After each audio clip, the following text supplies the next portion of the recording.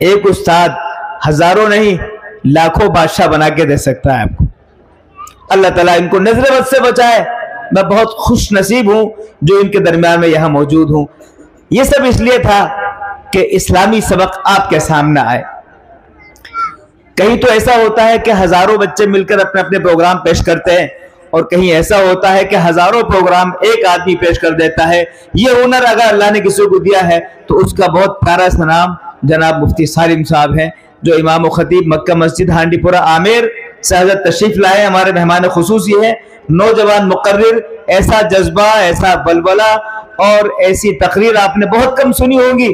آج مجھے بہت خوشی ہو رہی ہے کہ میں حضرت کو ان کے سامنے سن رہا ہوں۔ میں نے بہت ان کے بیانات یوٹیوب اور موبائلوں میں سنے ہیں، آج ماشاءاللہ حضرت بذات خود یہاں ہے، میں ان کو سامنے سن رہا ہوں، مجھے خوشی ہو رہی ہے ماشاءاللہ۔ دیکھیے حضرت مفتی صاحب نے مجھے ایک بات یاد دلائی ہے، انسان کی خوش نصیبی علم سے بھی ہوتی ہے، اس کی فضیلت اس کے مقام سے بھی ہوتی ہے۔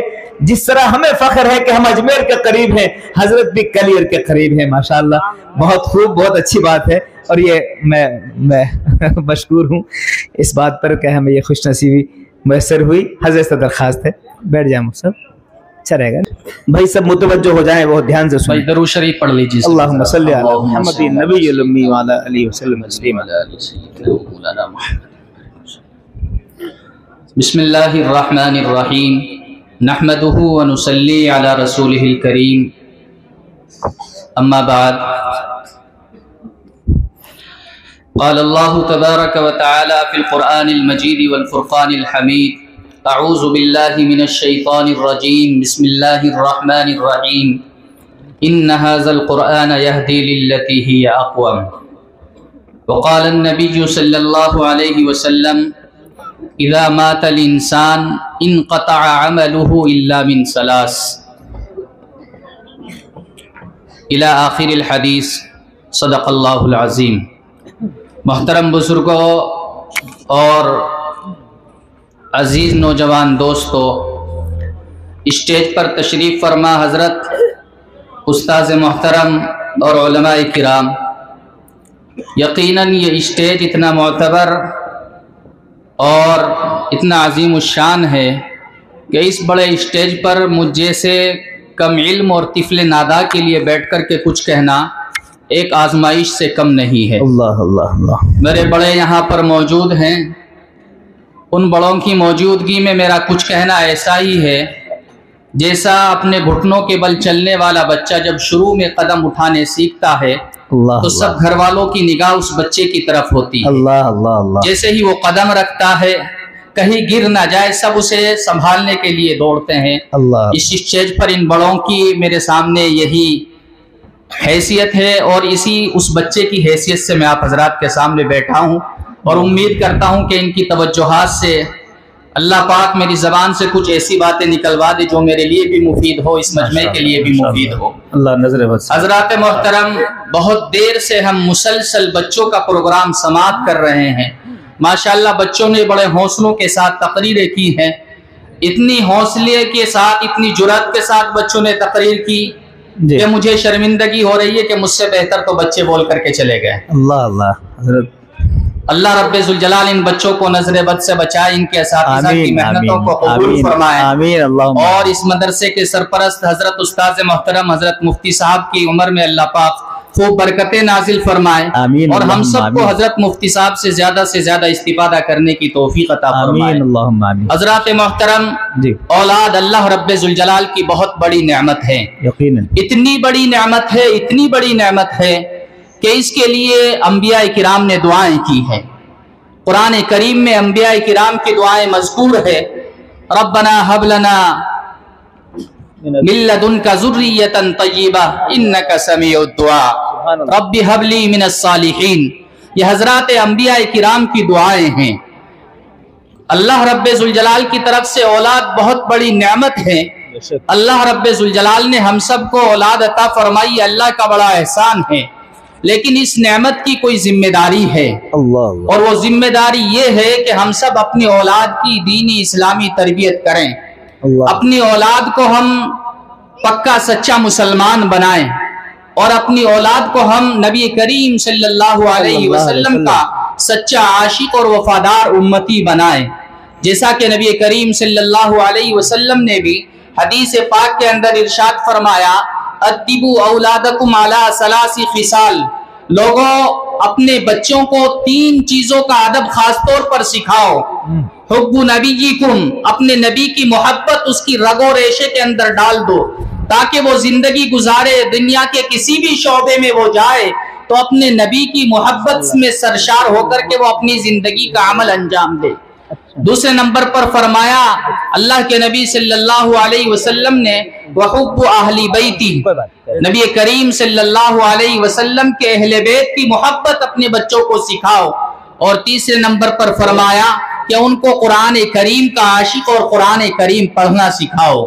قابل مبارکباد ہے وہ ماں باپ کہ جن کو اللہ نے اولاد کی نعمت عطا فرمائی، اور ان ماں باپ نے اپنے اولاد کی تعلیم کے لیے سب سے پہلے جس درسگاہ کا انتخاب کیا وہ احب البلاد الی اللہ مساجدہا کا مصداق، اللہ کی نگاہ میں سب سے محبوب ترین اور پسندیدہ جگہ مسجد کا انتخاب کیا۔ آپ حضرات وہ لوگ جن کے بچے اس موقع پر حافظ قرآن ہوئے، جنہوں نے قرآن کریم ناظرہ مکمل کیا یا حفظ قرآن کریم مکمل کیا، بڑی مبارکبادی کے لائق ہے کہ آپ نے اپنے بچوں کے سینوں کو اس بات کے لیے منتخب فرمایا کہ ان کے سینوں میں سب سے پہلے اللہ کا کلام داخل ہونا چاہیے۔ اللہ رب ذوالجلال کا کلام جس بچے کے سینے کے اندر داخل ہو گیا، میرے بھائیوں وہ سینہ اللہ کا محبوب بن گیا۔ قرآن کریم اللہ کا محبوب کلام ہے، کتاب ہدایت ہے، لا زوال اور بے نظیر کتاب ہے، انقلابی تاثیر اپنے اندر رکھتا ہے۔ انچارج صاحب کا واقعہ بھی آپ کے سامنے ہے، زیادہ وقت نہیں گزرا۔ ایک وہ انسان جو اس کتاب پر ایمان نہیں رکھتا، اس کتاب کے اوپر صحیح معنی میں دل سے وہ یقین نہیں رکھتا، لیکن جب اس کے سامنے محبت کے ساتھ قرآن کی تلاوت کے حقوق کے ساتھ جب قرآن کریم پڑھا جاتا ہے تو اس کا رونگٹا کھڑا ہو جاتا ہے۔ آخر کیا وجہ ہے؟ یہ کلام اللہ رب ذوالجلال کا کلام ہے۔ سب سے پہلے اس کی اگر کسی نے تلاوت کی وہ رب العالمین ہے۔ حضرت جبرائیل علیہ السلام کے سامنے اللہ رب ذوالجلال اس کی تلاوت فرماتے، حضرت جبرائیل علیہ السلام وہ تلاوت سن کر کے محفوظ کرتے اور نبی کریم صلی اللہ علیہ وسلم کی خدمت میں آ کر کے حاضر ہوتے اور اللہ کے نبی کے سامنے اس کی تلاوت فرماتے اور پھر اللہ کے نبی صلی اللہ علیہ وسلم اس کو محفوظ کر لیتے۔ تو بڑے مبارک بادی کے قابل ہے وہ ماں باپ کہ جنہوں نے اپنے بچوں کو سب سے پہلے اس بات کے لیے منتخب کیا کہ وہ قرآن کریم کی تعلیم حاصل کریں۔ میرے بھائیوں، قرآن کریم اللہ کا کلام ہے اور قرآن کریم کی جو تعلیم ہے یہ بہت اعلیٰ تعلیم ہے۔ بدقسمتی ہے ان لوگوں کی، محرومی ہے ان لوگوں کے لیے جو قرآن کریم کی تعلیم کو حقارت کی نگاہ سے دیکھتے ہیں۔ دارالعلوم دیوبند کے اولین صدر مدرس حضرت مولانا یعقوب نانوتوی رحمت اللہ علیہ کا واقعہ میں ابھی کتاب کے اندر پڑھ رہا تھا۔ حضرت بالکل نوعمری کے دور میں تھے، جالندھر کے اندر کسی بزرگ سے آپ کی ملاقات ہوئی تو ان بزرگ نے پوچھا کہ بچے برخوردار کیا پڑھتے ہو؟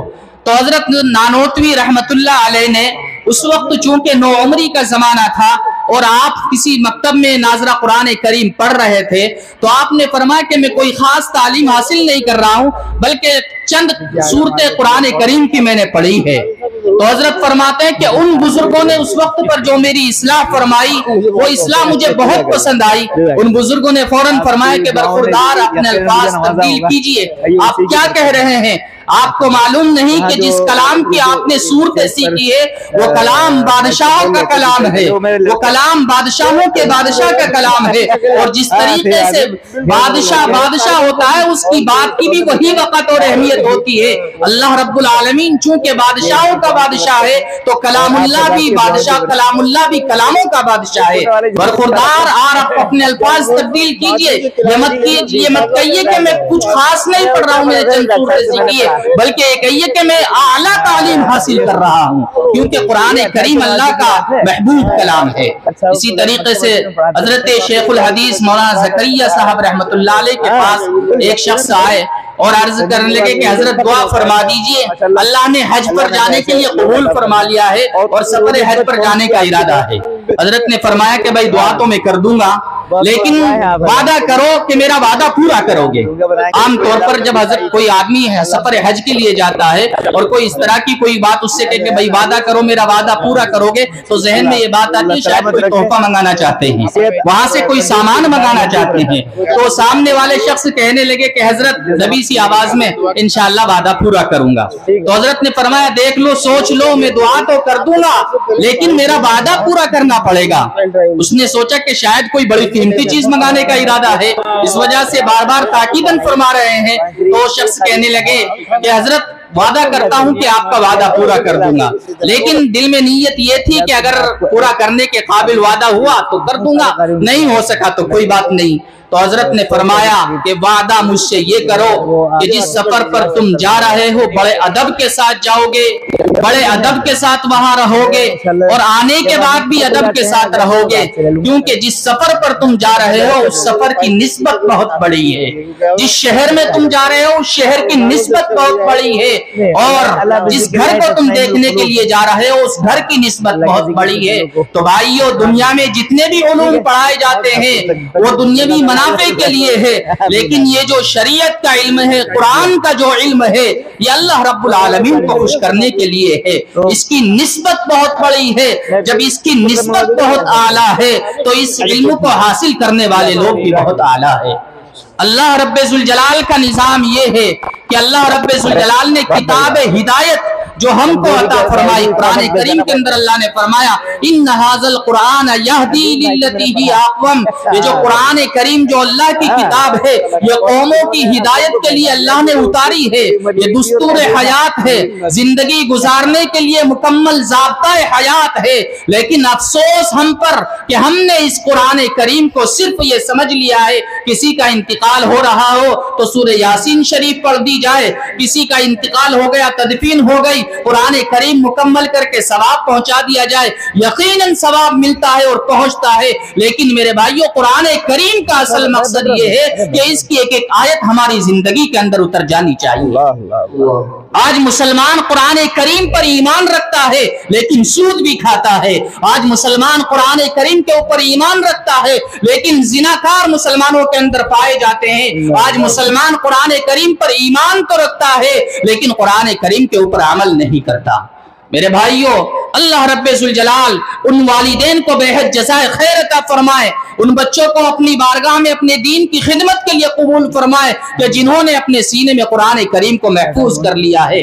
قرآن اللہ کا وہ کلام ہے جس سے اللہ کو بے حد محبت ہے، جو شخص قرآن کریم پڑھتا ہے وہ بھی اللہ کا محبوب ہو جاتا ہے، جو پڑھاتا ہے وہ بھی محبوب ہو جاتا ہے۔ یہ باتیں میں اپنی طرف سے نہیں کہہ رہا ہوں، دنیا کے اندر جتنے بھی کام ہیں، مختلف شعبے ہیں، مختلف شعبوں کے مختلف کام ہیں، ہر شخص اپنے کام کے علاوہ سامنے والے کے کام کو بہتر سمجھتا ہے۔ سنار سمجھتا ہے کہ لوہار کا کام اچھا ہے، لوہار سمجھتا ہے کہ مکان تعمیر کرنے والے کا کام اچھا ہے، مکان تعمیر کرنے والے سمجھتے ہیں کہ سرکاری نوکری کرنے والے افراد اچھے ہیں۔ لیکن آئیے سرکار دو عالم صلی اللہ علیہ وسلم کی خدمت میں چلتے ہیں اور جا کر کے پوچھتے ہیں یا رسول اللہ، اس دنیا کے اندر جتنے بھی انسان بستے ہیں، جتنے بھی انسانوں نے اپنی زندگی گزارنے کے لیے مختلف شعبے اور کام اختیار کر رکھے ہیں، ان تمام کاموں میں سب سے بہترین کام کرنے والا کون ہے؟ تو زبان رسالت صلی اللہ علیہ وسلم سے اعلان ہوتا ہے،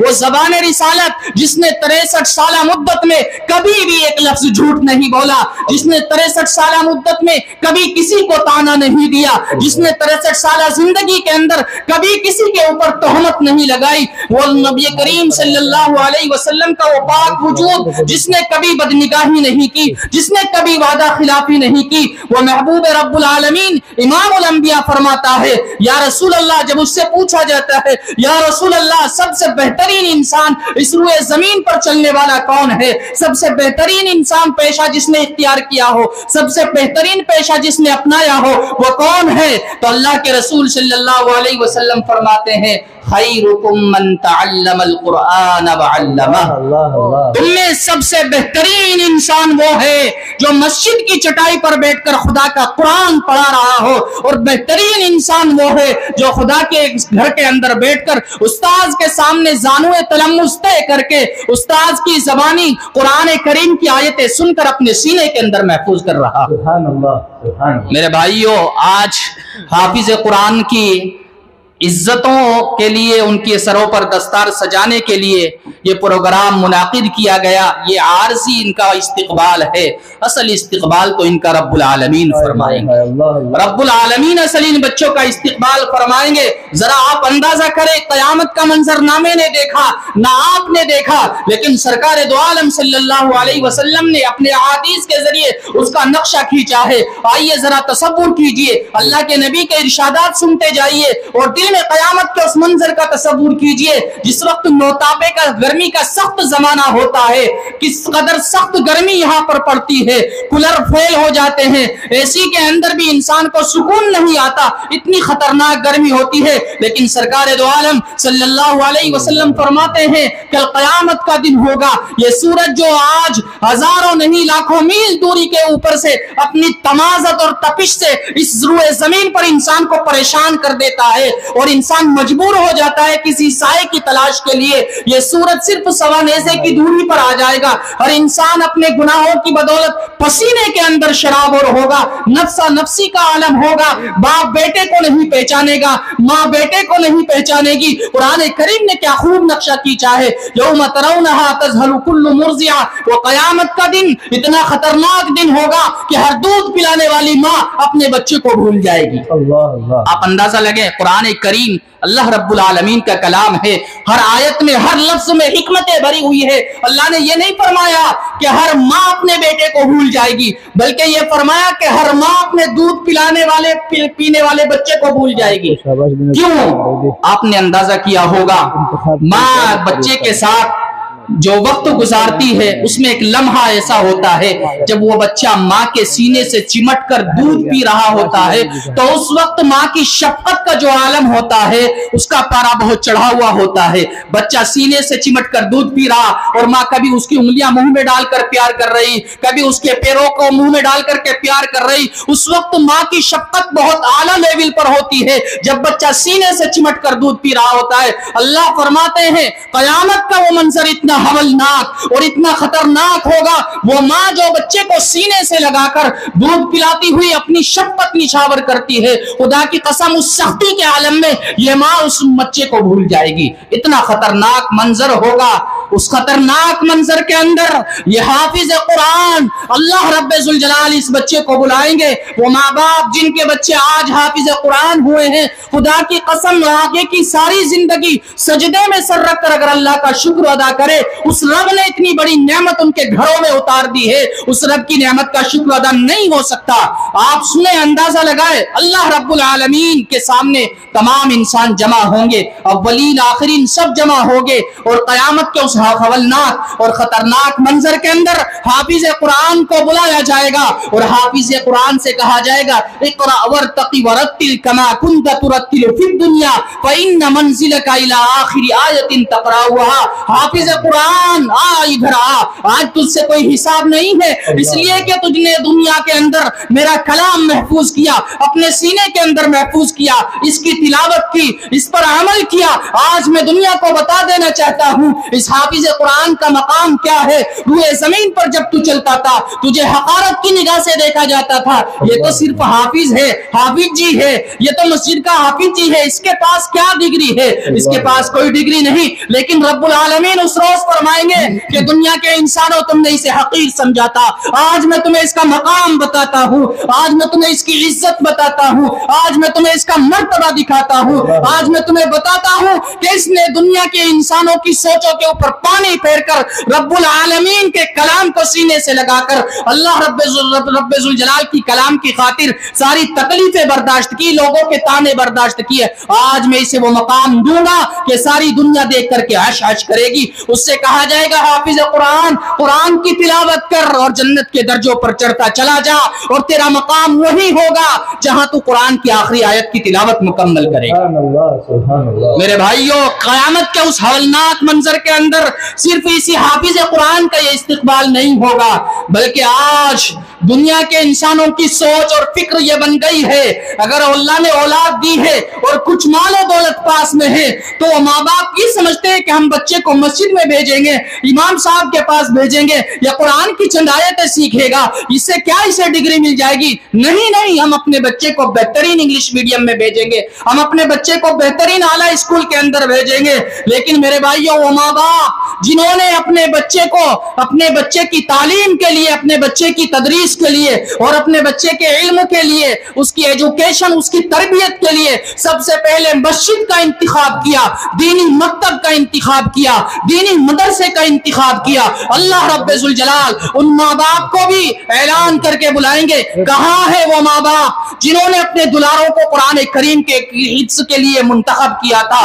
کہاں ہے وہ ماں باپ کہ جنہوں نے اپنی اولاد کے لیے سب سے پہلے قرآن کریم کا انتخاب کیا تھا؟ وہ ماں باپ آج آئیں، ان ماں باپوں کے لیے منبر لگائے جائیں گے، ان ماں باپوں کو بلا کر کے بہترین عالیشان جوڑے پہنائے جائیں گے۔ ان جوڑوں کی کیفیت یہ ہوگی کہ سورج ساری دنیا کو جو روشن اور منور کر دیتا ہے، میرے نبی نے فرمایا اللہ رب ذوالجلال ان ماں باپ کو جنہوں نے اپنے بچوں کو، اپنے نونہالوں کو، اپنے دلاروں کو قرآن کریم کی تعلیم کے لیے منتخب کیا، اللہ رب ذوالجلال ان ماں باپ کو بلائے گا اور بلا کر کے اتنا عالی شان اور شاندار جوڑا پہنائے گا کہ یہ سورج جو کروڑوں میل دور رہ کر ساری دنیا کو منور کر دیتا ہے، یہ شرم محسوس کرے گا اور اس کی روشنی پھیکی پڑ جائے گی۔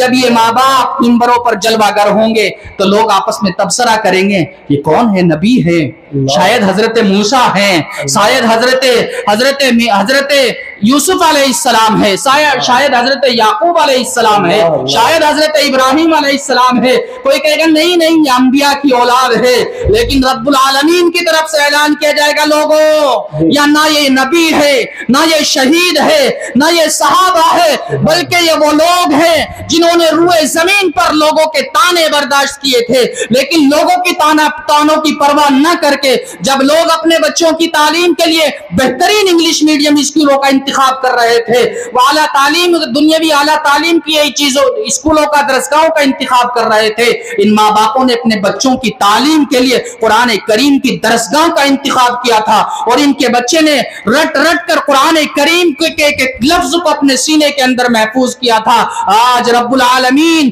ان ماں باپ کو وہ مقام دے رہا ہے کہ دنیا کے سامنے انہیں بتا رہا ہے کہ تم چاہتے تھے کہ دنیا کے اندر دنیاوی تعلیم حاصل کر کے انسان عزت پاتا ہے، حالانکہ میرے نبی نے فرمایا ان اللہ یرفع بہذا الکتاب اقواما، یہ کتاب ایسی ہے کہ اللہ رب ذوالجلال ذلت اور پستی کے اندر پڑی ہوئی قوم کو اس کتاب کے ذریعے ہدایت عطا فرما دیا کرتا ہے۔ یہ کتاب عزت ہے، یہ کتاب ہدایت ہے، جس نے اس قرآن کریم کے سامنے اپنے آپ کو جھکا دیا، اپنی زندگی کو قرآن کریم کے تابع کر دیا، خدا کی قسم وہ عزت پا گیا۔ اور جس قوم نے اس قرآن کریم کی قدر نہیں کی، اس کی اہمیت کو نہیں پہچانا، اس کے احکام کو نہیں بجا لائے، وہ لوگ اس دنیا کے اندر ذلیل و خوار ہوئے ہیں۔ وہ معزز تھے زمانے میں مسلمان ہو کر، اور ہم خوار ہوئے تاریخ قرآن ہو کر۔ حضرات صحابہ کرام بلندیوں کی چوٹیوں پر کیوں تھے؟ ان کا ایک ہی منشور تھا، ایک ہی دستور تھا، ایک ہی ان کی خواہش تھی، ایک ہی ان کی تمنا تھی کہ قرآن کریم ہماری کتاب ہے، قرآن کریم کی تلاوت ہماری زبانوں پر ہو، ہمارا مال اگر خرچ ہو تو قرآن کریم کی اشاعت کے اوپر خرچ ہو۔ تو میرے بھائیوں، آج کا یہ پروگرام بڑی نسبتوں کا حامل ہے، روح پرور، ایمان افروز یہ پروگرام ہے۔ بچوں نے بہت اعلیٰ پروگرام پیش کیے، اور بچوں کے والدین نے اور تمام آپ حضرات نے یہاں بیٹھ کر جو ان بچوں کی حوصلہ افزائی فرمائی ہے، آپ حضرات بھی مبارکبادی کے قابل ہے۔ یقیناً یہ عمل آپ کا بہت بڑا عمل ہے۔ اللہ کے نبی صلی اللہ علیہ وسلم نے ارشاد فرمایا لا تحقرن شیئا من المعروف، بھلائی اور خیر کے کسی بھی کام کو حقیر مت سمجھو، بھلائی اور خیر کے کسی کام کو حقیر مت سمجھو، जिस शख्स ने सिर्फ 10 रुपए से बच्चे की हौसला अफजाई कर दी, मालूम नहीं अल्लाह रब्बुल आलमीन को ये 10 रुपए तेरे पसंद आ जाए और तेरी नस्लों में अल्लाह रब्बुल जलाल आलिम और कारी और मुफ्ती के पैदा होने के फैसले फरमा दे। वो अहकमुल हाकिमीन है, रब्बुल आलमीन है, वो गनी है, उसे हमारे रुपये पैसों की जरूरत नहीं, उसे हमारी इबादतों की जरूरत नहीं, उसे तो बंदे के दिली जज्बात पसंद आ जाते हैं। जब दिली जज्बात उसे पसंद आ जाए वो नवाज दिया करता है। और उसकी नवाजिश का अहवाल हजरत शेख मौलाना ज़करिया साहब रहमतुल्लाह अलैह ने फज़ाइल आमाल में खुदा की देन के ऊपर एक शेर लिखा है कि खुदा की देन का मूसा से पूछिए अहवाल, आग लेने जाए और पैगंबरी मिल जाए। तो मेरे भाइयों, अल्लाह की नवाजिश बहुत बड़ी है। अल्लाह रब्बुल आलमीन हम सब के यहाँ मिल बैठने को कबूल फरमाए। जो बच्चे हाफिज कुरान हुए, अल्लाह पाक उन बच्चों को अपनी बारगाह में बेहद कबूल फरमाए, नस्लों की हिदायतों के फैसले फरमाए और इन मुदर्रिसीन को, मुअल्लिमीन को और हजरत उस्ताद मोहतरम को अल्लाह पाक बेहद जज़ाए खैर अता फरमाए। जो बातें कही गई हैं अल्लाह पाक अपनी बारगाह में कबूल फरमाए। व आखिरु दावाना अनिल हम्दुलिल्लाहि रब्बिल आलमीन।